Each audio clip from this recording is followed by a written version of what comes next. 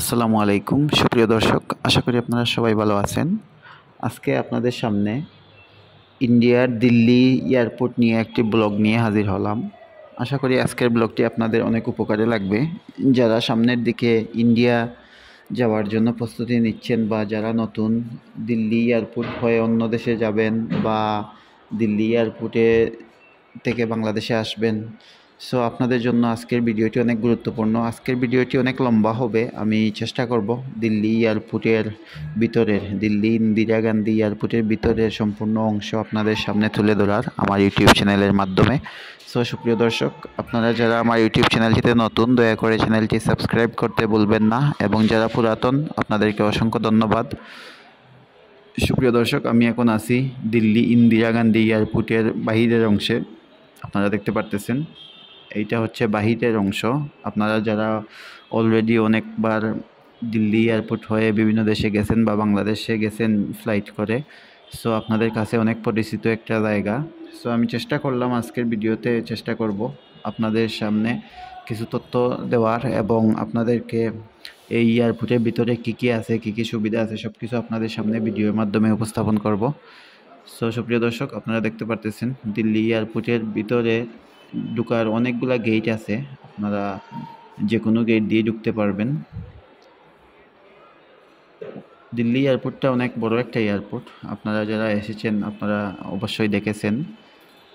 So আশা করি আজকের ব্লগটি আপনারা যারা নতুন তাদের উপকারে লাগবে, কারণ অনেকেই হয়তো জানেন না কিভাবে কোন দিক দিয়ে ঢুকতে হয়, এবং এয়ারপোর্টের কোন দিক দিয়ে বোর্ডিং পাস, ইমিগ্রেশন সব কিছু আপনারা আমার ভিডিওর মাধ্যমে দেখতে পারবেন। তাহলে আপনাদের পরবর্তী সময়ে আপনাদের কোনো সমস্যা হবে না। সো আশা করি আপনারা উপভোগ করতেছেন। সুপ্রিয় দর্শক, আপনারা ধৈর্য সহকারে আজকের ভিডিওটি দেখবেন, কারণ আপনারা যদি ভিডিওটি শেষ পর্যন্ত থাকেন অনেক কিছু জানতে পারবেন। এখন না যান, আরও 1 বছর 2 বছর পরেও যদি ইন্ডিয়াতে যান আপনাদের বিভিন্ন প্রয়োজনে, এই ভিডিওটা আপনাদের অনেক উপকারে লাগবে।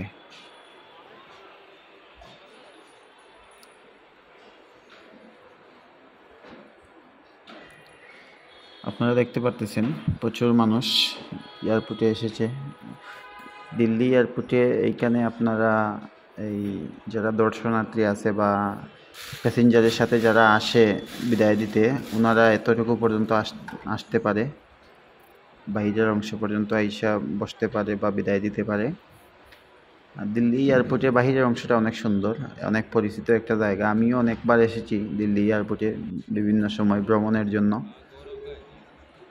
এবং আপনারা যারা অলরেডি অনেকবার এসেছেন, সো আপনাদের কাছেও আশা করি অনেক ভালো লাগবে। সো আমি এখন এয়ারপোর্টের ভিতরে ঢুকছি, মেইন গেট দিয়ে আমি ভিতরে ঢুকলাম। সো আপনারা দেখতে পারতেছেন এইটা এয়ারপোর্টের প্রথম অংশ। ঢুকার সাথে সাথেই যে অংশ আপনারা পাবেন, এই অংশটা এখানে আপনারা দেখতে পারতেছেন বসার জায়গা আছে, অনেক বড় এরিয়া, এবং এইখানে এল এম এন এইগুলা এইগুলো ক্যাটাগরি দেওয়া আছে। এইখানে আপনারা বোর্ডিং পাস করতে পারবেন, বিভিন্ন এয়ারলাইন্সের বোর্ডিং পাস এখানে আছে। সুপ্রিয় দর্শক, আপনারা দিল্লি মেইন গেট দিয়ে ঢুকেই আপনারা দেখতে পারবেন বিভিন্ন এয়ারলাইন্সের অফিস বা এই বোর্ডিং পাস আছে। আপনারা এই বোর্ডিং পাসের বুথগুলোতে যাবেন, আপনাদের পছন্দ অনুযায়ী আপনাদের যে এয়ারলাইন্সে টিকিট কাটা আছে সেই এয়ারলাইন্সে গিয়ে আপনাদের বোর্ডিং পাস সম্পন্ন করবেন। তবে আরেকটি কথা আমি আপনাদেরকে বলে রাখি, যারা বাংলাদেশ থেকে সরাসরি টিকিট কেটে বিভিন্ন দেশে যান, ট্রানজিট হিসেবে দিল্লি ব্যবহার করেন, আপনাদের ট্রানজিট ভিসা লাগবে না, ইন্ডিয়ার ট্রানজিট ভিসা লাগবে না। কারণ আপনারা যেমন ঢাকা টু দিল্লি, দিল্লি টু আপনাদের যে কোনো দেশ, এটা হতে পারে আমেরিকা, লন্ডন, বা এটা মনে করেন ওই দুবাই, সৌদি আরব, যে কোনো দেশে আপনারা যেতে পারবেন। তবে আপনাদের কোনো ভিসা লাগবে না যদি আপনারা সরাসরি বাংলাদেশ থেকে টিকিট কেটেন। যেমন ট্রানজিট 1 ঘন্টা, 2 ঘন্টা, 4 ঘন্টা থাকতে পারে দিল্লিতে। আপনারা এই সময়টুকু দিল্লি ট্রানজিট পয়েন্টে বসে আপনারা পরবর্তী ফ্লাইটে আপনারা আপনাদের গন্তব্যে চলে যেতে পারবেন।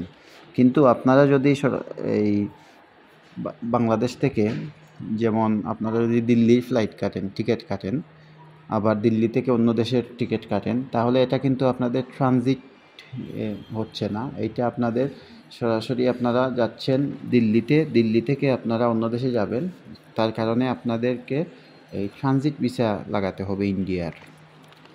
এক্ষেত্রে আপনারা ট্রানজিট ভিসা যদি লাগান আপনাদের আর কোনো সমস্যা হবে না। আপনারা এইখানে যত সময় মন চায় আপনারা এয়ারপোর্টে থাকতে পারবেন বা এয়ারপোর্টে বাইরেও বের হতে পারবেন, একদিন 2 দিন যদি থাকতে চান, পরবর্তীতে আবার দিল্লি থেকে অন্য দেশের ফ্লাইটে যেতে পারবেন।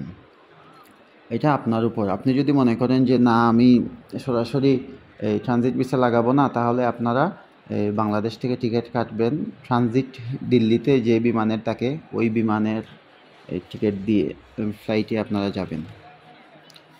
তারপরে বর্তমান মনে করেন কাজাখস্তানে আসতে গেলে ইন্ডিগো বিমানে বেশিরভাগ মানুষই আসতেছে, কারণ এইটা খরচটা একটু কম, টিকিটের দাম কম। সো ইন্ডিগো বিমানের টিকিটটা হচ্ছে Dhaka to Delhi, Delhi to Almaty, কাজাখস্তানের আলমাটি এয়ারপোর্টে ফ্লাইট হয়। সেই ক্ষেত্রে আপনাদের ট্রানজিট ভিসা লাগে না, আপনারা এক টিকিটই কাটবেন, কিন্তু ট্রানজিট থাকবে দিল্লিতে। আর যদি মনে করেন যে না আমি দিল্লিতে থাকবো কয়েকদিন, তারপরে আমি এই কাজাখস্তানের আলমাটিতে ফ্লাইট করব ইন্ডিগোতে, তাহলে আপনাদের ট্রানজিট ভিসা লাগবে। আশা করি আপনারা বুঝতে পারতেছেন। সো সুপ্রিয় দর্শক, আপনারা দেখতে থাকুন দিল্লি এয়ারপোর্টের ভেতরে কী কী আছে। এইখানে বড় ডিসপ্লেতে আপনাদের এয়ারলাইন্সে টাইম, কখন নামবে কখন ছাড়বে সবগুলা ডিটেলস দেওয়া আছে। এইখানে ভিতরে প্রচুর জায়গা আপনারা দেখতে পারবেন, আমি আপনাদেরকে দেখাবো ধীরে ধীরে। আমি এখনও এই বোর্ডিং পাসে পরে যাই নাই, বোর্ডিং পাসের আগেই আমি আছি, এখন আপনাদেরকে দেখাই দিচ্ছি। একটু পরে আমি বোর্ডিং পাস করে আমি ভিতরে ঢুকবো।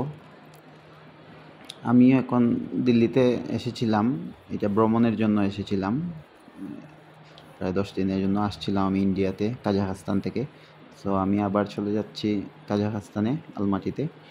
সো তাই ভাবলাম যে আপনাদের সামনে আজকের ব্লগটি আমি করি, আপনারা অনেকেই হয়তো উপকৃত হতে পারেন।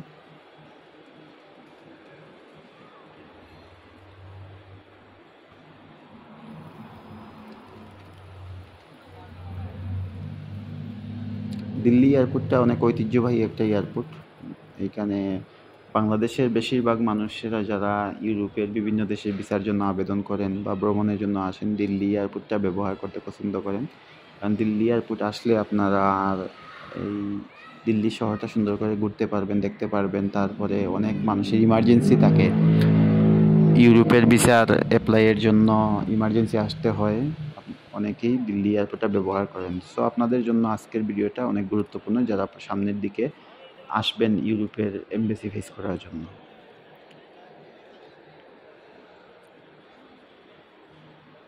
সুপ্রিয় দর্শক, আপনারা দেখুন প্রচুর বিদেশি দেশি পর্যটকরা, যাত্রীরা আছে এখানে, যার যার গন্তব্যে যাওয়ার জন্য আগ্রহের সাথে বসে আছে বা চলে যাচ্ছে। এইগুলা বিভিন্ন এয়ারলাইন্সের বুকিং কাউন্টার বা এগুলা বোর্ডিং পাস কাউন্টার। সো সুপ্রিয় দর্শক, আমি এইমাত্র বোর্ডিং পাস শেষ করে আমি চলে আসলাম ইমিগ্রেশন শেষ করে। সো এইদিকে বোর্ডিং পাস বা ইমিগ্রেশনে ভিডিও করা যায় না, তাই আমি আপনাদেরকে দেখাতে পারলাম না কিভাবে বোর্ডিং পাস বা ভিডিও করা ওই ইমিগ্রেশন করা হয়।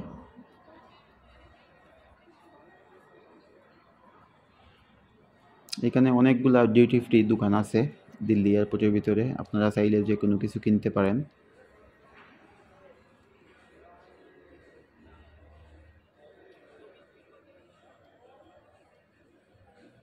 বড় বড় ডিউটি ফ্রি দোকান আছে, সব ধরনের জিনিসপত্র আপনারা এখানে পাবেন, কসমেটিক, খাবার দাবার, যা কিছু প্রয়োজন আপনারা কিনতে পারেন।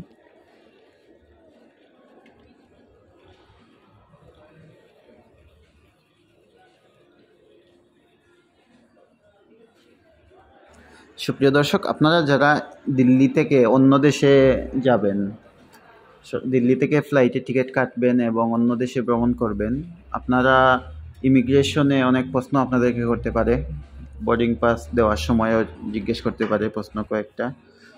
সো ইমিগ্রেশনে আপনাদেরকে প্রশ্ন ভিসা টিসা চেক করবে, তারপরে আর দু একটা প্রশ্ন করতে পারে। এগুলো আপনারা এই প্রিপারেশন নিয়ে যাবেন যখন আপনারা ফ্লাইট করবেন, বিশেষ করে যারা নতুন। পুরাতনদেরকে আমি বলতেছি না, কারণ পুরাতনদের অভিজ্ঞতা আছে। আপনারা যারা একবার, দুইবার, চারবার বিদেশ ভ্রমণ করেছেন, আপনাদের কোনো সমস্যা হবে না। এবং দিল্লি এয়ারপোর্টের একটা খারাপ দিক হচ্ছে ওইখানে চেকিং বেশি হয়। বোর্ডিং পাস, ইমিগ্রেশনের শেষে এইগুলা চেকিং খুব কড়াভাবে করা হয়। সো যাই হোক, আপনারা দিল্লি এয়ারপোর্টের মধ্যে দেখতে পারবেন বিশ্বের বিভিন্ন দেশের মানুষ। কারণ ইন্ডিয়াটা বর্তমানে বিভিন্ন দেশের কাছে অনেক জনপ্রিয় একটা নাম হয়ে উঠতেছে, কারণ বিশ্বের সব দেশেই ইন্ডিয়ান মানুষরা আছে এবং ওরা মোটামুটি ভালো অবস্থানেই আছে। সো আপনারা দেখতে পারবেন বিভিন্ন দেশে গেলে, বিশেষ করে আমি যেহেতু কাজাখস্তানে থাকি, কাজাখস্তানের মানুষরা ইন্ডিয়াকে খুব ভালো করেই চিনে এবং ইন্ডিয়ার জন্য ভিসা ফ্রি করে দিছে, বুঝছেন। ওরা শুধু পাসপোর্ট নিয়ে ভিসা ছাড়াই আসতে পারে ইন্ডিয়াতে। সো আপনারা ইন্ডিয়া থেকে ভ্রমণ করলে একটু সাবধান থাকবেন, আপনাদেরকে বিভিন্ন ধরনের প্রশ্ন করতে পারে ইমিগ্রেশনে। সো এখন দেখতে পারতেছেন আমি ইমিগ্রেশন শেষ করে এখন আমি হাঁটতেছি, যেইখান দিয়ে আপনাদের বিভিন্ন বিমানের গেইটে যাবেন, ওয়েটিং লাউঞ্জে গিয়ে প্রবেশ করবেন।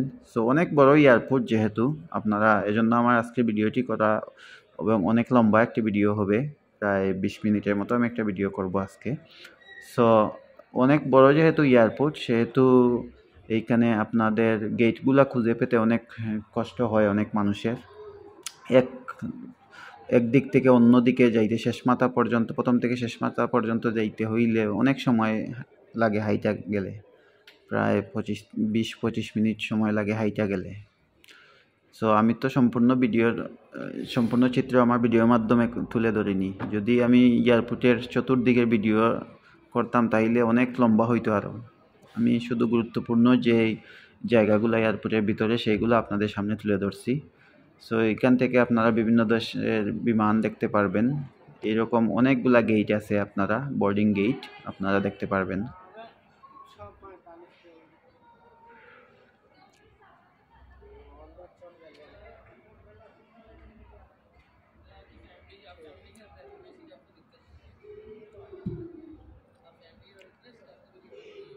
সুপ্রিয় দর্শক, আপনারা কমেন্ট করে জানাবেন ভিডিওটি কেমন হলো। আমি কয়েকদিন আগে গেছিলাম, কিছুদিন আগে ইন্ডিয়াতে গেছিলাম, তখন আমার ভিডিওটি আপলোড করা হয়নি। সো আমি এখন চেষ্টা করলাম আপনাদের সামনে এই ভিডিওটি আপলোড করার।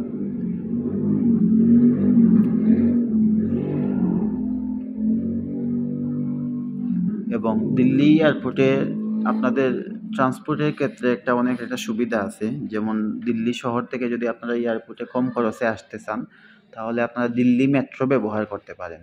দিল্লি মেট্রো দিয়ে আপনারা সরাসরি এয়ারপোর্টের ভিতরে এসে ঢুকতে পারবেন।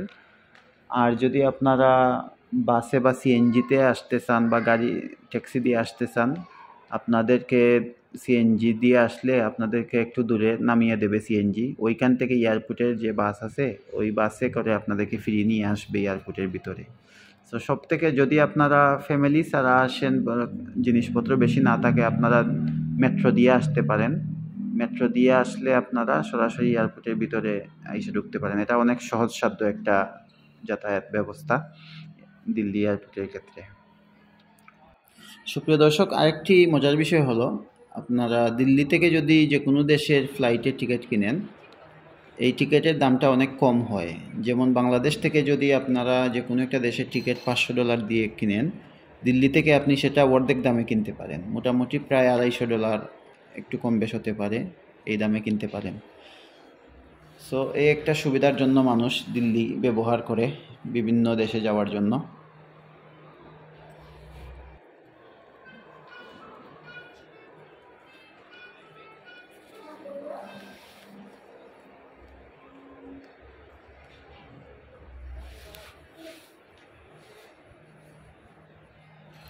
সুপ্রিয় দর্শক, আপনারা ধৈর্য সহকারে আজকে ভিডিওটি দেখুন। আমি আপনাদেরকে ঘুরে ঘুরে দেখাচ্ছি কী কী আছে দিল্লি এয়ারপোর্টের ভিতরে।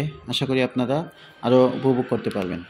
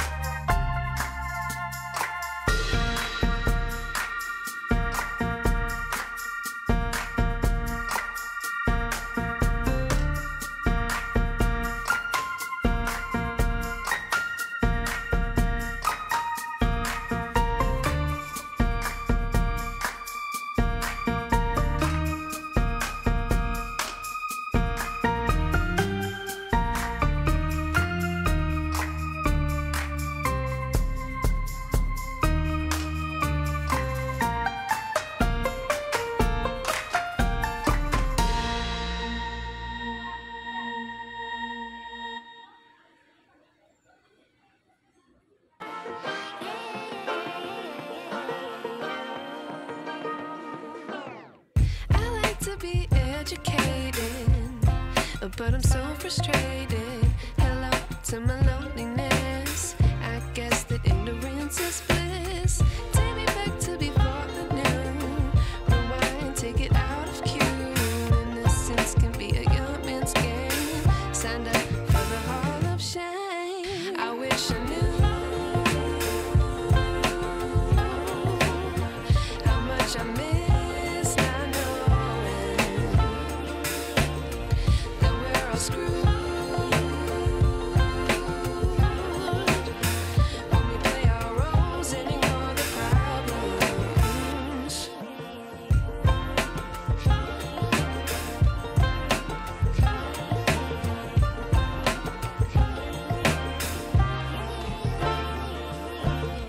I like to be away in my patience. Stay up, I feel so outdated. How can we look the other way? Sun is out, but the sky is gray. What would happen if I took a chance? It's always hard at first glance. I don't wanna, but I know I gotta do it. The truth is hard to swallow, I think I'll chew it.